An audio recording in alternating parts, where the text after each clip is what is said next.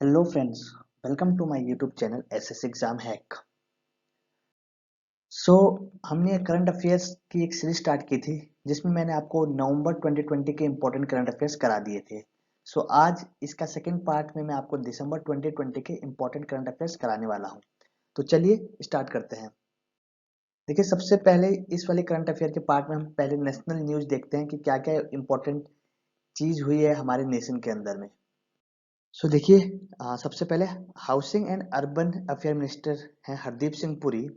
उन्होंने good governance day जो कि 25 दिसंबर के दिन होता है, उस दिन एक नया वेब पोर्टल और मोबाइल ऐप लॉन्च किया जिसका नाम है ई संपदा। तो जो ये ई संपदा है, इसके थ्रू जो गवर्नमेंट एम्प्लॉयज हैं वो गवर्नमेंट क्वार्टर्स को बुक करवा सकते हैं, या फिर जैसे गवर्नमेंट गेस्ट हाउस वगैरह होते हैं, ये सब जो भी बुकिंग वगैरह का प्रोसेस है ये अब सब ई संपदा के थ्रू हो सकता है। देखिए, अगला है रिलायंस इंडस्ट्रीज ने फॉर्च्यून इंडिया 500 की जो कंपनीज की लिस्ट है उसमें टॉप किया है। अगर हम इस लिस्ट की जो टॉप 10 कंपनीज के बारे में बात करें तो वो है Reliance Industries, Indian Oil Corporation, ONGC, State Bank of India, Bharat Petroleum Corporation, Tata Motors, Rajesh Exports, TCS, ICIC, ICI और लार्सन एंड टर्बो। तो आपको याद रखना है कि इसे टॉप किया है रिलायंस इंडस्ट्रीज ने। अगला है, देखिए, जो ninth edition of international sand art festival, ठीक है, ninth edition of international sand art festival और 31st edition of Konark dance festival. जैसे कि आप यहाँ देख सकते हैं कि दो अलग अलग कार्यक्रम है। एक तो कोणार्क डांस फेस्टिवल है और इंटरनेशनल सैंड फेस्टिवल है। ये 1 से लेकर 5 दिसंबर के बीच में कोणार्क, जो कि उड़ीसा में है, वहां पर ये फेस्टिवल्स आयोजित किए गए हैं। जो ये सैंड आर्ट फेस्टिवल है, इसके जो चीफ क्यूरेटर हैं ये हैं सुदर्शन पटनायक। देखिए, सुदर्शन पटनायक सैंड आर्ट की दुनिया में एक बहुत बड़े नाम है। ठीक है, तो अगर आपसे पूछा जाए कि इंटरनेशनल सैंड आर्ट फेस्टिवल कहाँ करवाया गया तो आपको पता होना चाहिए उड़ीसा। अगला है, देखिए, जो आपकी ग्वालियर एक शहर है मध्य प्रदेश में, और ओरछा, ये दोनों मध्य प्रदेश के शहर हैं। इन्हें यूनेस्को वर्ल्ड हेरिटेज सिटीज में रखा गया है। ठीक है ना। तो आपको याद रखना है कि मध्य प्रदेश की दो शहर ग्वालियर और ओरछा को यूनेस्को वर्ल्ड हेरिटेज सिटीज में रखा गया है। और अब इंडिया में 40 सिटीज ऐसे हैं जो वर्ल्ड हेरिटेज सिटीज हैं। देखिए, जो आपको एक चीज बताऊं, जो वर्ल्ड हेरिटेज सिटीज रहती हैं ये मुख्यतः ऐसी सिटीज रहती है जहां पर बड़े बड़े फोर्ट्स, किले वगैरह होते हैं या कुछ हिस्टोरिकल मोन्यूमेंट्स होते हैं। ठीक है ना। अगला है, देखिए, जो प्राइम मिनिस्टर नरेंद्र मोदी हैं, उन्होंने दिल्ली मेट्रो की जो मेजेंटा लाइन है, ठीक है, मेजेंटा लाइन पे कंट्री का first fully automated without driver, मतलब ये जो मेट्रो ट्रेन चली मेजेंटा लाइन में, इसमें कोई भी ड्राइवर नहीं था। ये विदाउट ड्राइवर की चलने वाली भारत की पहली मेट्रो ट्रेन थी। तो आपको ये जरूर याद होना चाहिए कि मेजेंटा लाइन पे चली थी। देखिए, अगला है, जो बांधवगढ़ टाइगर रिजर्व है मध्य प्रदेश में, उसमें पहली बार भारत में हॉट एयर बैलून द्वारा भ्रमण की सुविधा उपलब्ध कराई गई। देखिए, हॉट एयर बैलून क्या होता है, ये कुछ इस शेप में होता है, यहाँ पर नीचे आदमी लोग बैठ सकते हैं और ये आसमान में उड़ता है। तो ये जो कंसेप्ट है हॉट एयर बैलून द्वारा सफारी करना किसी रिजर्व की, ये अफ्रीका साइड में चलता था। तो इंडिया में पहली बार पूछा जाए अगर किस वाइल्ड लाइफ रिजर्व में किया गया, तो आपको पता होना चाहिए बांधवगढ़ टाइगर रिजर्व, जो कि है आपका मध्य प्रदेश में। ठीक है, तो इसकी जो शुरुआत की वो की थी मध्य प्रदेश के फॉरेस्ट मिनिस्टर विजय शाह ने। देखिए, अगला है, उत्तराखंड के जो चीफ मिनिस्टर हैं त्रिवेंद्र सिंह रावत, उन्होंने सूर्यधर लेक का उद्घाटन किया। तो पूछा जाए कि अगर सूर्यधर लेक कहाँ है तो आप लगाएंगे उत्तराखंड। देखिए, अगला है, जो आरबीआई है उसने आरटीजीएस, देखिए आरटीजीएस का पहले फुल फॉर्म पता होना चाहिए, रियल टाइम ग्रॉस सेटलमेंट। तो ये जो आरटीजीएस है, ये 14 दिसंबर के बाद से आप पूरे दिन, मतलब सुबह से लेकर शाम तक ये आप अवेलेबल रहेगा, और ये साल के हर दिन अवेलेबल रहेगा। ठीक है, पहले ऐसा नहीं होता था। पहले आरटीजीएस सिर्फ 7 से लेके 6 बजे के बीच में ही होता था, और वो भी अगर कभी बीच में संडे पड़ गया तो उस दिन ये काम नहीं करता था। पर अब आरटीजीएस हर वक्त काम करेगा। आरटीजीएस क्या होता है, पैसे वगैरह ट्रांसफर करने की एक तरीका होता है, जैसे आरटीजीएस हो गया, नेफ्ट हो गया। तो अब आरटीजीएस हर घंटे अवेलेबल रहेगा और 365 दिन अवेलेबल रहेगा। अगला है देखिए, मध्य प्रदेश में 96 तानसेन म्यूजिक फेस्टिवल की शुरुआत हुई, और ये जो म्यूजिक फेस्टिवल था ये ग्वालियर शहर में करवाया गया। तो अगर पूछा जाए कि 96 तानसेन म्यूजिक फेस्टिवल कहाँ करवाएगा, तो आपको पता होना चाहिए ग्वालियर, जैसे कि आप इस चित्र में देख सकते हैं। अगला है देखिए, नोंगपोक सेकमाई पुलिस स्टेशन जो कि मणिपुर में है, उसे भारत का बेस्ट पुलिस स्टेशन का दर्जा दिया गया। ठीक है ना, तो आपको पता होना चाहिए कि भारत का बेस्ट पुलिस स्टेशन का जो पुरस्कार है वो किसे दिया गया, ये दिया गया नोंगपोक सेकमाई पुलिस स्टेशन।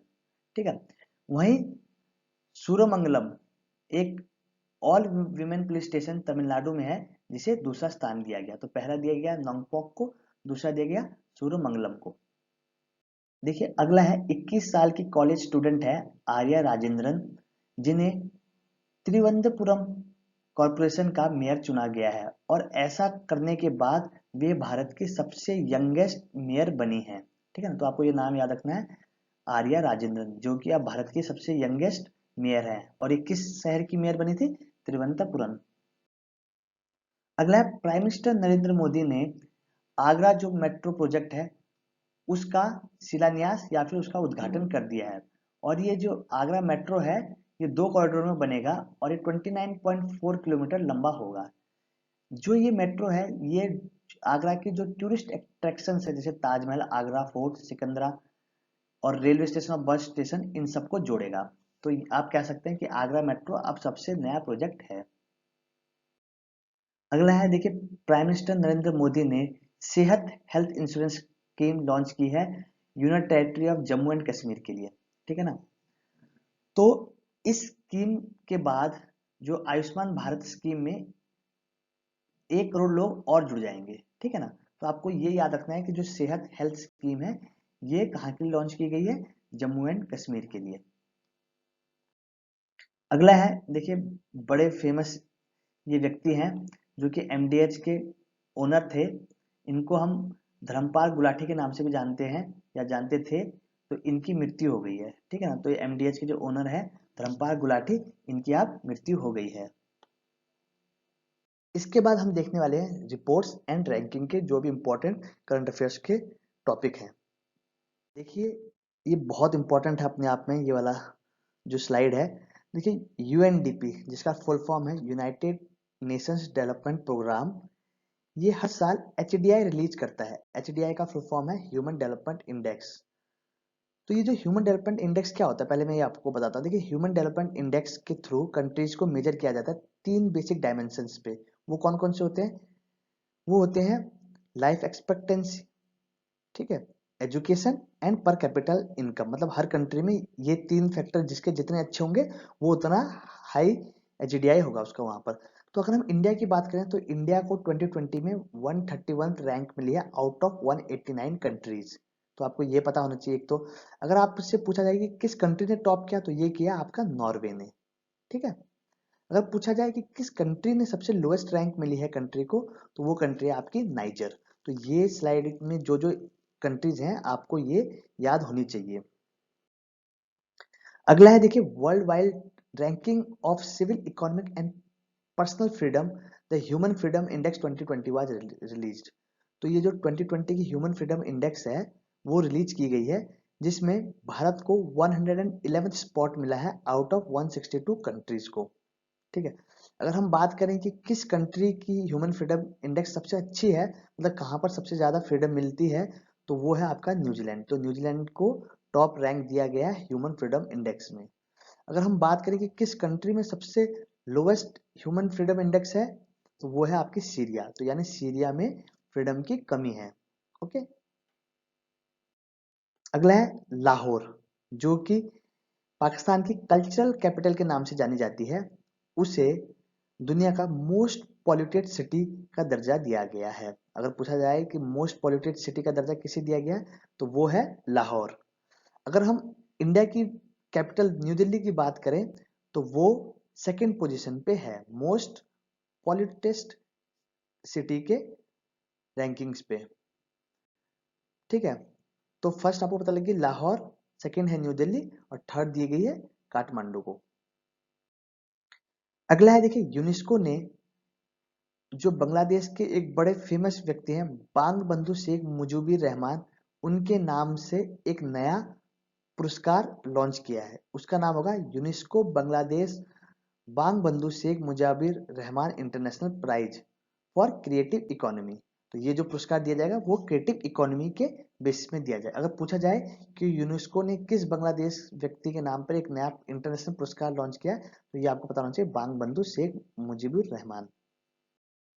अगला जो वर्ल्ड इकोनॉमिक फोरम है, उसने डिसाइड किया है कि जो 2020 की जो एनुअल मीटिंग होती है वो स्विट्जरलैंड में ना होकर सिंगापुर में होगी। तो आपको याद रखनी है कि जो वर्ल्ड इकोनॉमिक फोरम की 2021 की मीटिंग है 13 से लेकर 16 मई 2021 के बीच में, वो कहाँ होगी? सिंगापुर में।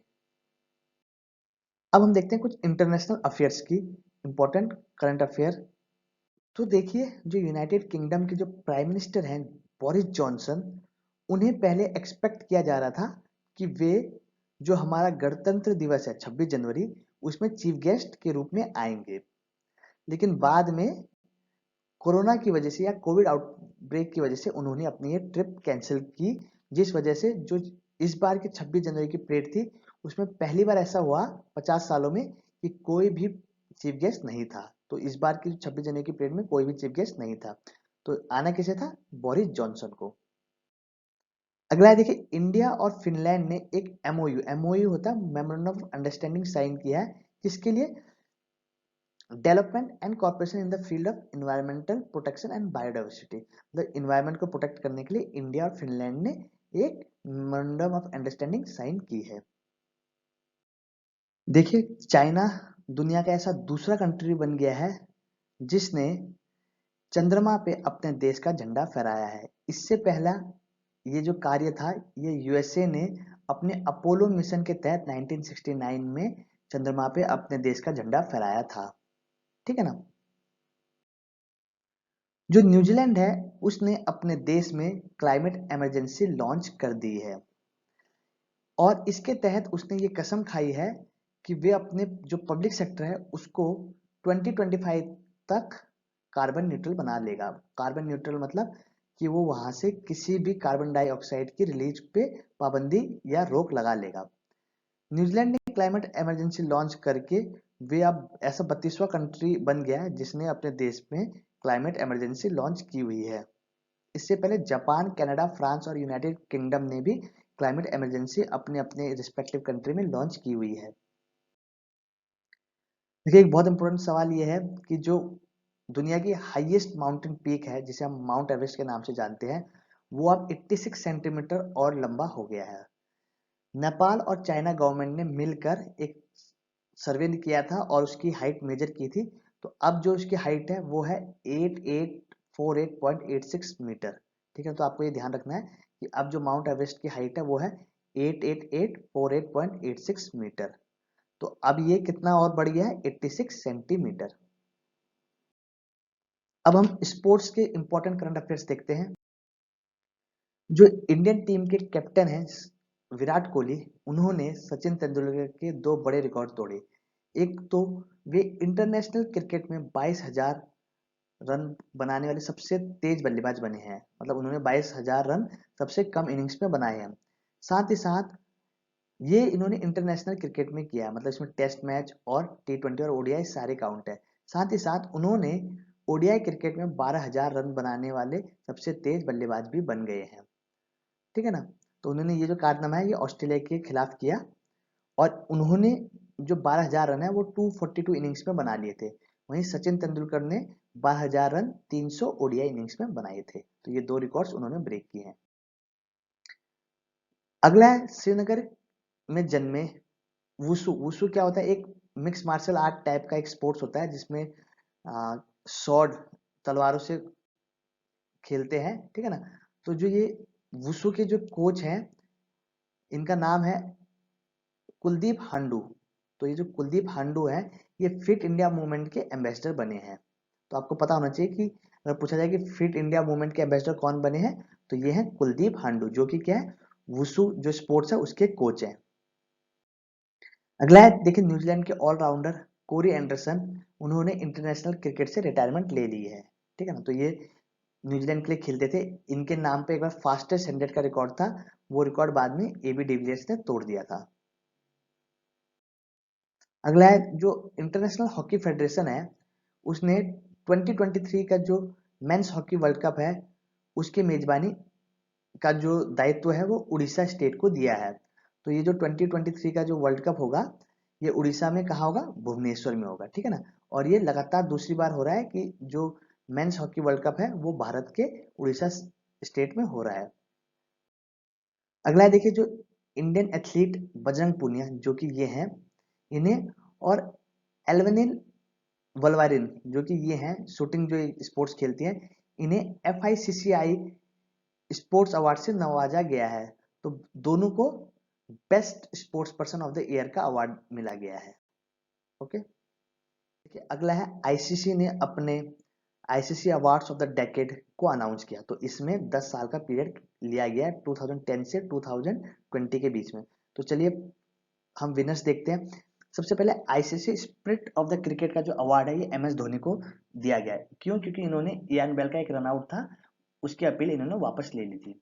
बाकी अवार्ड्स की बात करें तो sir Garfield Sobers award of ICC male cricketer, यानी उस दशक 2010 से 20 तक का जो सबसे महान क्रिकेटर बोला गया वो, उसका पुरस्कार दिया गया विराट कोहली को।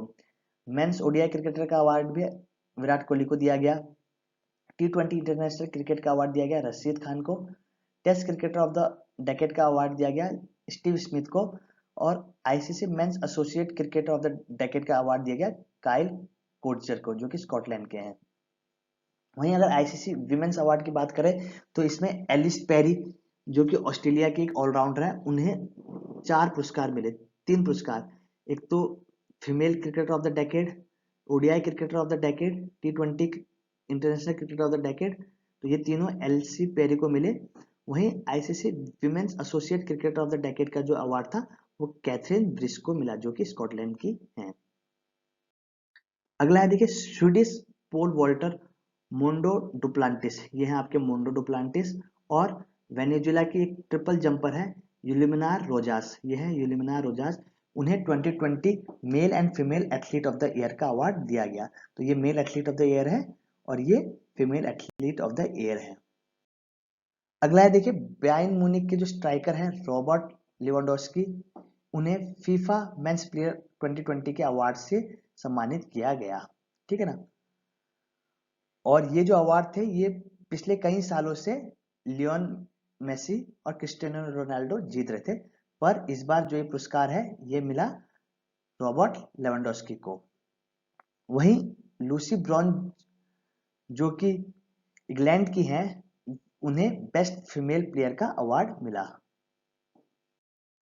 अगले इंडियन विकेट कीपर पार्थिव पटेल जो थे, उन्होंने इंटरनेशनल क्रिकेट के साथ साथ बाकी सभी फॉर्म्स ऑफ क्रिकेट से रिटायरमेंट ले ली है, ठीक है ना। तो ये आपको पता होना चाहिए कि पार्थिव पटेल ने रिटायरमेंट ले ली है।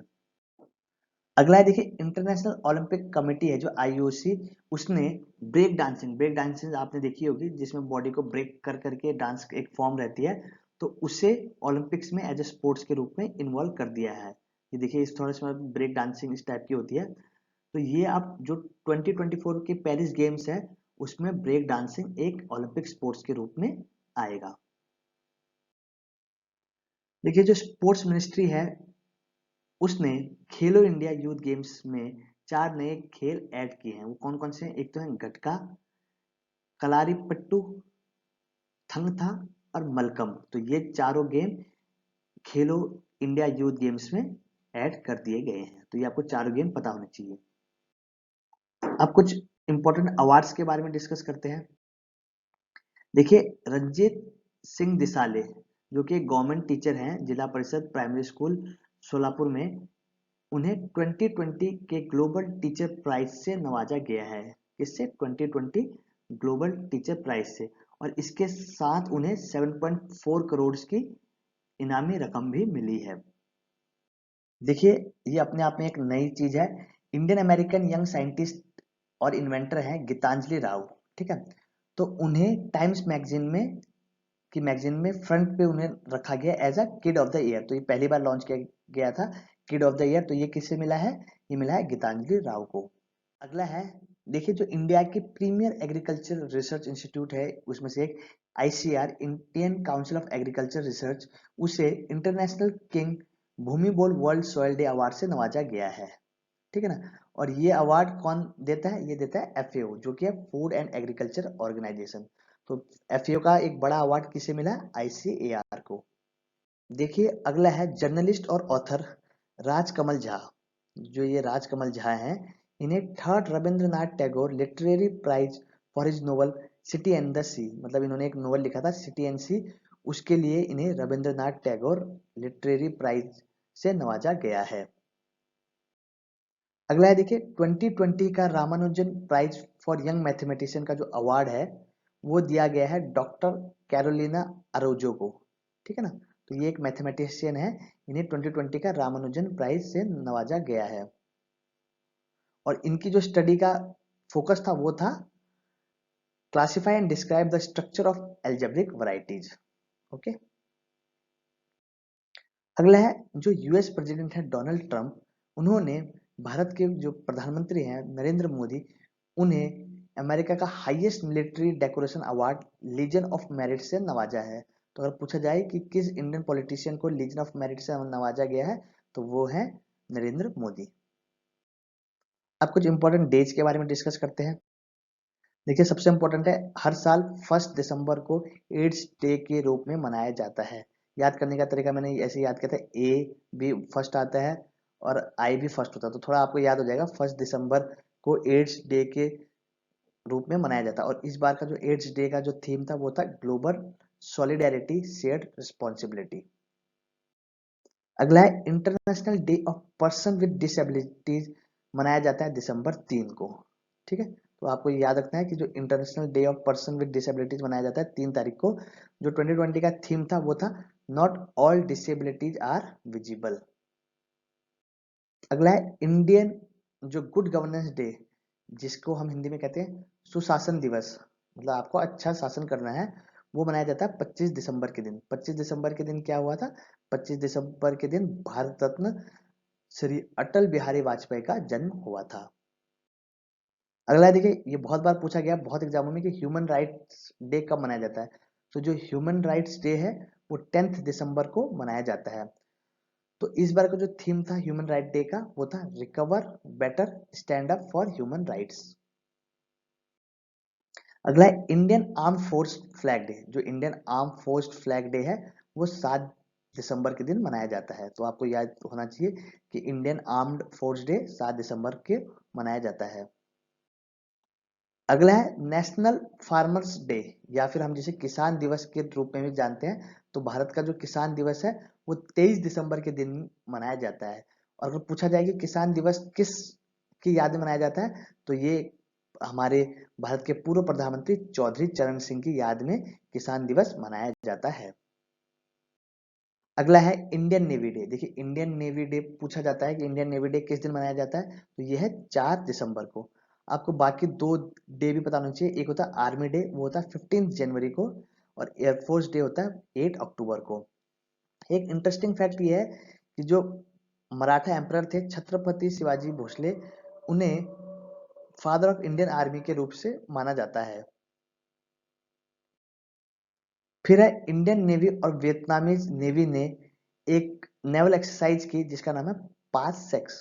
तो आपको पता होना चाहिए कि पाससेक्स किन दो आर्मीज के बीच में हुआ था? इंडियन नेवी और वियतनामीज नेवी के बीच में एक मैरीटाइम एक्सरसाइज हुई थी। अब कुछ इंपॉर्टेंट बुक्स एंड ऑथर्स के बारे में डिस्कस करते हैं। देखिए जो हमारे देश के वाइस प्रेसिडेंट है वेंकैया नायडू, उन्होंने एक बुक लॉन्च की जो कि है ओ मिजोरम। ठीक है ना। ये बुक है ओ मिजोरम। ये बुक किसने लॉन्च की? वेंकटैया नायडू ने। और ये बुक लिखी थी मिजोरम के जो गवर्नर है पीएस श्रीधरन पिल्लाई। तो ये है आपके पीएस श्रीधरन पिल्लाई, इन्होंने ये बुक लिखी थी ओ मिजोरम। देखिए अगला आता है नोबेल पुरस्कार से सम्मानित कैलाश सत्यरथी जो है, उन्होंने एक नई पुस्तक लिखी है जिसका नाम है कोविड-19 सभ्यता का संकट और समाधान। तो ये पुस्तक अगर पूछा जाए किसने लिखी है, तो ये बुक लिखी है कैलाश सत्यरथी ने। और इसको लॉन्च किया chief justice of India Deepak Mishra ने। अगला है, देखिए प्रेस्टिजियस एक अवार्ड है, Kamala Devi Chattopadhyay new Indian foundation prize. तो ये जो प्राइज है ये इस बार दो लेखकों को दिया गया। एक तो दिया गया जयराम रमेश को, जिन्होंने पुस्तक लिखी अ चेकर्ड ब्रिलियंस, ठीक है। तो ये इसलिए भी इंपॉर्टेंट क्योंकि जयराम रमेश एक पॉलिटिशियन है, तो आपको उनकी बुक पता होनी चाहिए, अ चेकर्ड ब्रिलियंस। और जो इनके साथ जो ये पुरस्कार बांटा वो है अमित आहूजा ने, जिन्होंने पुस्तक लिखी मोबिलाइजिंग द मार्जिनलाइज्ड। तो ये आपको पता होना चाहिए कि किस किस को कमला देवी चट्टोपाध्याय पुरस्कार मिला और उन्होंने कौन कौन सी किताब लिखी। तो फ्रेंड्स, इस वीडियो में इतना ही। इस वीडियो में मैंने आपको दिसंबर मंथ के जो भी इंपॉर्टेंट 50 करंट अफेयर के क्वेश्चंस थे वो मैंने आपको डिस्कस कर दिए। नेक्स्ट वीडियो में मैं आपको जनवरी मंथ की करंट अफेयर्स कवर कराऊंगा। तो इस वीडियो में इतना ही। अगर आपको ये वीडियो अच्छी लगी तो वीडियो को लाइक करें और चैनल को सब्सक्राइब करें। तब तक के लिए thank you and all the very best.